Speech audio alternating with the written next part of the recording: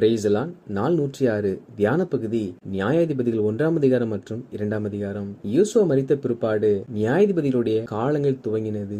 அப்பொழுது கர்த்தர் அநேக நியாயாதிபதிகளை எழுப்பி ஜனங்களை நீதியோடும் நியாயத்தோடும் வழிநடத்தி விசாரித்து கர்த்தருடைய சத்தியத்திற்குள் நடத்தும்படிக்காக அப்படிப்பட்டவர்களை ஏற்படுத்தினார். மோசேயின் காலத்திலேயே நியாயாதிபதிகள் ஏற்படுத்தப்பட்டார்கள். மோசே மரித்த பிற்பாடு யோசுவாவின் காலத்திலும் நியாயாதிபதிகள் ஏற்படுத்தப்பட்டார்கள். யோசுவா மரித்த பிற்பாடு இஸ்ரவேல் ஜனங்கள் கானான் தேசத்தை சுதந்திரித்தபடியினால் நியாயாதிபதிகள் எழும்பி அவர்கள் தேவனுடைய கற்பனைகளையும் ஜனங்களுக்கு நியாயமான காரியங்கள் உபதேசிப்பதையும் தங்கள் பணியாய் எடுத்து செய்ய ஆரம்பித்தார்கள். அப்படி எழும்பின நியாயாதிபதிகளுடைய சரித்திரங்களையும் அவர்கள் செய்த கிரியைகளையும் நாம் இந்த புஸ்தகத்தில் வாசிக்க முடியும். 1ஆம் அதிகாரத்தை வாசிப்போமானால் அதில் யோசுவா மரித்த பின்பு இஸ்ரவேல் புத்திரர் கர்த்தரை நோக்கி கானானியரை எதிர்த்து யுத்தம் பண்ணும்படி எங்களில் யார் முதல் எழுந்து புறப்பட வேண்டும் என்று கேட்டார்கள். அதற்கு கர்த்தர் யூதா எழுந்து புறப்பட கடவன், இதோ அந்த தேசத்தை அவன் கையில் ஒப்பு கொடுத்தேன் என்றார். அதாவது யோசுவா மரித்த பிற்பாடு இஸ்ரவேல் ஜனங்கள் கானானியரை எதிர்த்து யுத்தம் பண்ணும்படி புறப்படுகிறார்கள். ஆகிலும் தங்களில் யார் முதன்மையாக செயல்பட வேண்டும் என்பதை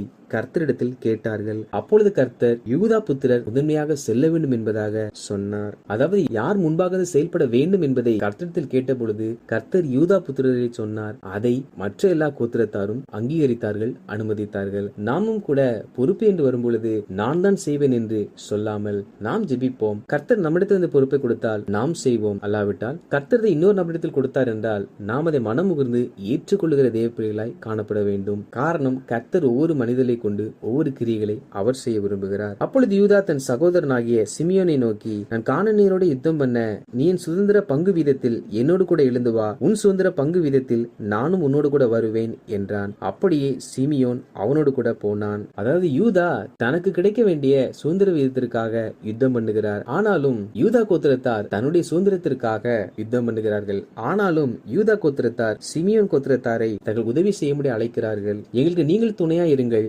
உங்களுக்கு நாங்களும் துணையா இருப்பேன் என்பதாக சொல்லி அழைக்கிறார்கள். தேவப்பிள்ளைகளாகிய நாம் ஒருவர் பாரத்தை ஒருவர் சுமந்து ஒருவரை ஒருவர் தாங்குகிறவர்களாய் காணப்பட வேண்டும். இங்கே அவர்கள் யுத்தத்திற்காக ஒருவரை ஒருவர் தாங்கி உதவி செய்தார்கள். தேவ பிள்ளைகளாகிய நாமோ ஜெபத்தினால் ஒருவரை ஒருவர் தாங்குகிறவர்களாய் காணப்பட வேண்டும். அதுவே சகோதரத்துவம். யூதா எழுந்து போன போது கர்த்தர் கானானியரையும் பெரிசியரையும் அவர்கள் கையிலே ஒப்பு கொடுத்தார். இவர்கள் கர்த்தரிடத்தில் கேட்டு சென்றபடியினால் கர்த்தர் கானானியரை யூதர்களுடைய கரத்தில் ஒப்பு கொடுத்தார். பேசேக்கிலே அதோனி பேசேக் என்பவனை கண்டு அவனோடு யுத்தம் பண்ணினார்கள். அவன் ஓடி போகையில் அவனை பின்தொடர்ந்து போய் அவன் கால்களின் பெருவிரல்களை தரித்து போட்டார்களாம். யுத்தத்தில் பெரும்பாலும் கொலை செய்வார்கள். ஆனால் இங்கே அவன் கை கால்களின் பெருவிரலை மாத்திரம் தரித்து போட்டார்களாம். என்ன காரணம் என்றால் அதற்கு அந்த அதோனி பேசேக் சொல்லுகிறான், நான் எப்படி செய்தேனோ அப்படியே தேவன் எனக்கும் செய்து சரிகட்டினார் என்று. அதாவது இந்த அதோனி பேசேக் 70 ராஜாக்களுடைய கை கால்களின் பெருவிரல்களை தரித்து போட்டானாம். இவன் அப்படி செய்தபடியினால் இவனுடைய கை கால்களின் பெருவிரல்கள் தரிக்கப்பட்டதாம். நாம் ஒன்றை புரிந்து கொள்ள வேண்டும், மனிதன் எதை விதைக்கிறானோ அதே அறுப்பான். நாம் பிறகு நன்மை செய்தோம் என்றால் நிச்சயமாக நமக்கு தேவனிடத்திலிருந்து பதில் நன்மை வரும். அதே சமயத்தில் நாம் ஒரு மனிதனுக்கு தீமை செய்வோம் என்றால் அந்த தீமை நம்மேல் வந்திறங்கும். இவைகள் தேவன் அந்தந்த மனிதனுக்கு அவன் செய்த கிரிக்கு அவர் கொடுக்கிற பலனாகும். நன்மை செய்தால் நன்மை அறுப்போம், தீமை செய்தால் தீமையே அறுப்போம். எனவே தேவ பிள்ளைகளாகிய நாம் யாருக்கும் விரோதமாய் எழும்பாமலும் தீமை செய்யாமலும் நன்மை செய்வோம். கர்த்தர் நமக்கு நல்ல பலன்களை தருவார். மேலும் யூதா தன் சகோதரனாகிய சிமியோனோடு கூட போனான். அவர்கள் சேப்பாத்தில் குடியிருக்கிற கானானியரை முறியடித்து அதை சங்காரம் பண்ணி அந்த பட்டணத்திற்கு ஊர்மா என்று பெயரிட்டார்கள். அதாவது யூதாவுக்கு துணையாக சிமியோன் போனதை போல சிமியோனுக்கு துணையாக யூதாவும் செல்லுகிறார். தேவ பிள்ளைகளாகிய நாம் தேவன் நமக்கு கொடுத்த பெண் பிறப்புகளுக்கு நாம் எல்லா விதத்திலும் உதவி செய்கிறவர்களாய் காணப்பட வேண்டும். காரணம் என்னவென்றால் நாம் தேவனுடைய பிள்ளைகள். மேலும் வாசிக்கும் பொழுது கர்த்தர் யூதாவோட கூட இருந்ததினால் மலை தேசத்தாரை துரத்தி விட்டார்கள். யோசேப்பின் குடும்பத்தாரும் பெத்தேலுக்கு விரோதமாய் போனார்கள். கர்த்தர் அவரோடு கூட இருந்தார்.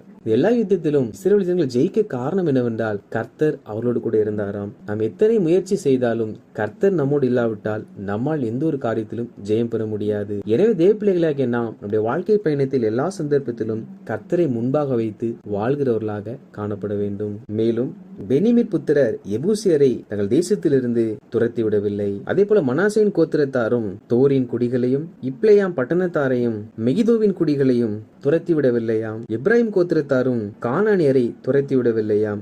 செபுலோன் கோத்திரத்தாரும் கித்ரோனின் குடிகளையும் நாகலோலின் குடிகளையும் துரத்தி விடவில்லையாம். ஆசேர் கோத்திரத்தாரும் அக்கோவின் குடிகளையும் சீதோனின் குடிகளையும் அக்லாப் அல்பா ஆபீக் ரேகோப் என்னும் பட்டணங்களின் குடிகளை துரத்தி விடவில்லையாம். ஆசரின் குடிகளும் கானானியரை துரத்தி விடவில்லையாம். கர்த்தர்களை துரத்தும்படி சொல்லியும் இஸ்ரவேல் ஜனங்கள் தங்களுக்கு எதிராக வந்த கானானியர்களை துரத்தி விடவில்லை. 2ஆம் அதிகாரத்தை வாசிப்போமானால் அதில் கர்த்தருடைய தூதனானவர் கில்காலிலே வந்து, நான் உங்களை எகிப்திலிருந்து புறப்பட பண்ணின உங்கள் பிதாக்களுக்கு ஆணையிட்ட தேசத்தில் நான் உங்களை கொண்டு வந்து விட்டு உங்களோட பண்ணின உடன்படிக்கையை நான் ஒரு காலமும் முறித்து போடுவதில்லை என்றும், நீங்கள் தேசத்தின் குடிகளோட உடன்படிக்கை பண்ணாமலும் அவள் பலிபீடங்களை இடித்து போட கடவீர்கள் என்றும் சொன்னேன். ஆனாலும் என் சொல்லை கேளாதே போனீர்கள்.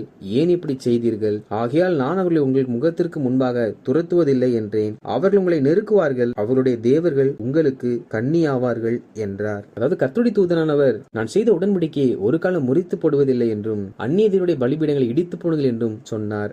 ஜனங்களோ அவருடைய சொல்லை கேளாமல் துரோகம் செய்தார்கள். எனவே ஏன் இப்படி செய்தீர்கள்? இது நிமித்தமாக அவர்களை இனி ஒரு நாளும் நான் உங்கள் சமூகத்திலிருந்து துரத்திவிட மாட்டேன் என்பதாக சொல்ல இஸ்ரவேல் ஜனங்கள் இந்த வார்த்தைகளை கேட்டபோது உரத்த சத்தத்தோடு அழுதார்களாம். தேவனுடைய வார்த்தை நாம் செய்த தவறுகளை நமக்கு உணர்த்தும் பொழுது நாம் மனம் கசந்து தேவ சமூகத்தில் அழுது நாம் அந்த பாவத்திலிருந்து முற்றிலுமாய் விடுதலை பெறுகிறவர்களாய் காணப்பட வேண்டும். யோசுவாவின் சகல நாட்களிலும் கர்த்தர் இஸ்ரவேலுக்காக செய்த அவருடைய பெரிய கிரிகளை எல்லாம் கண்டவர்களும் யோசுவாவுக்கு பின் உயிரோடு இருக்கிறவர்களும் ஆகிய மூப்பரின் சகல நாட்களிலும் ஜனங்கள் கர்த்தரை சேவித்தார்கள். அதாவது யோசுவாவும் அவனுடைய அற்புதத்தை கண்ணார கண்ட அந்த சந்ததியாரும் அந்த மூப்பர்களும் இருந்த நாட்களில் இஸ்ரவேல் ஜனங்கள் கர்த்தரை சேவித்து வந்தார்களாம். அந்த நாட்களில் கர்த்தரை சேவித்தார்கள் என்றால் அதற்கு பிற்பாடு என்ன சம்பவித்தது என்றால், காலத்தில் இருந்த அந்த சந்ததியார் எல்லாம் தங்கள் பிதாக்களுடனே சேர்க்கப்பட்ட பின்பு கர்த்தரையும் அவர் இஸ்ரவேலுக்காக செய்த கிரியையும் அறியாத வேறொரு சந்ததி அவர்களுக்கு பின் எழும்பிற்று. அதாவது கர்த்தரை குறித்து அறிந்த சந்ததிக்கு பிற்பாடு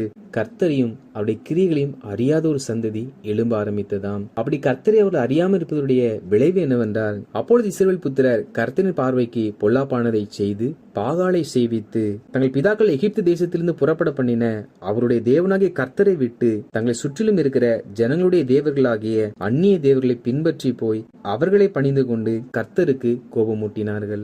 தேவனை அறிந்தவர்கள் இருந்த நாள் வரையிலும் கர்த்தருக்கு பிரியமாய் வாழ்ந்தார்கள். தேவனை அறியாத சந்ததி எழும்பும் பொழுது அவைகள் கர்த்தருக்கு விரோதமாய் பாவம் செய்ய ஆரம்பித்தது. தேவ பிள்ளைகளாகிய நாம் நமக்கு அடுத்த சந்ததி தேவனுக்குள் வளர்க்கப்பட நாம் பிரயாசப்பட வேண்டும். நாம் தேவனை அறிந்து கர்த்தருக்கு பிரியமாய் வாழ்கிறதை போல நம் பின் சந்ததி தேவனை அறிந்து கொண்டால் அவைகள் கர்த்தருக்கு பிரியமாய் வாழும். நம் பின் சந்ததி கர்த்தரை அறிந்து கொள்ளாவிட்டால் அவருடைய வாழ்க்கையில் பிரச்சனைகளும் பின்மாற்றங்களும் அழிவுகளும் வர நேரிடும்.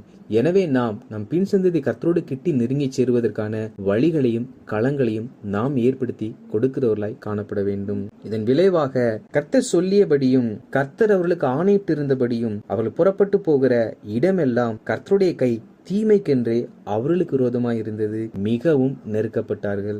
அதாவது அவர்கள் கர்த்தருக்கு பிரியமாய் வாழ்ந்த பொழுது கர்த்தர் அவர்களோடு கூட இருந்து ஜெயத்தை கொடுத்தார். பின் சந்ததியோ கர்த்தரை அறியாமல் கர்த்தருக்கு விரோதமான பாவங்களை செய்த பொழுது கர்த்தருடைய கரம் அவர்களுக்கு விரோதமாய் இருந்ததாம். இஸ்ரவேல் ஜனங்கள் மிகவும் நெருக்கப்பட்டார்களாம். அப்பொழுது கர்த்தர் நியாயாதிபதிகளை எழுப்பி அவர்களை கொள்ளையிடுகிறவர்களின் கைக்கு அவர்களை நீங்களாக்கி ரட்சித்தார். ஜனங்கள் செய்த தவறுக்கு தான் கர்த்தர் இஸ்ரவேல் ஜனங்களை விரோதிகள் கரத்தில் ஒப்புக் கொடுக்கிறார். ஆனாலும் அவர்கள் படுகிற வேதனைகளை பார்த்த பொழுது கர்த்தரை மனதுருகி நியாயாதிபதிகளை எழுப்பி இஸ்ரவேல் ஜனங்களை எதிரிகளின் கருத்திலிருந்து நீங்களாக்கி ரட்சித்தாராம். இனி வரும் நாட்களில் எந்தெந்த நியாயாதிபதிகள் எழும்பி என்னென்ன கிரிகளை செய்தார்கள் என்ற முழு விவரங்களையும் இனி தொடர்ச்சியாக நாம் பார்க்க போகிறோம்.